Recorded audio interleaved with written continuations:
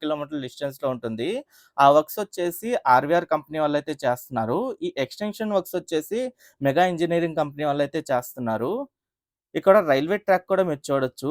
ఈ railway track దగ్గరే ఒక ఆర్‌ఓబీ అయితే వస్తుంది. ఆ ఆర్‌ఓబీ దాటిన తర్వాత నుండి ఇక్కడ నుండి రోడ్డు నిర్మించుకుంటూ వెళ్తారు.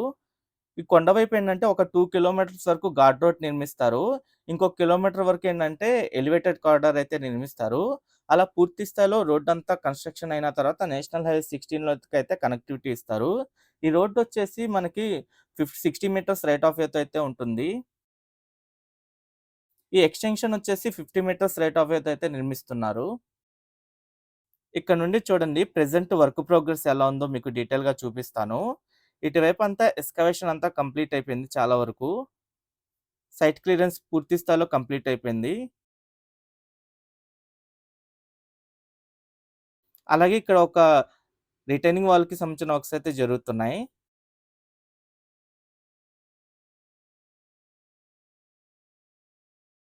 ఈ E13 రోడ్‌ని నేషనల్ హైవే 16తో కనెక్టివిటీ ఇస్తే ఏంటంటే, హైవే నుండి వచ్చేవాళ్ళు డైరెక్ట్‌గా రాజధాని ప్రాంతంలోకైతే ఈజీగా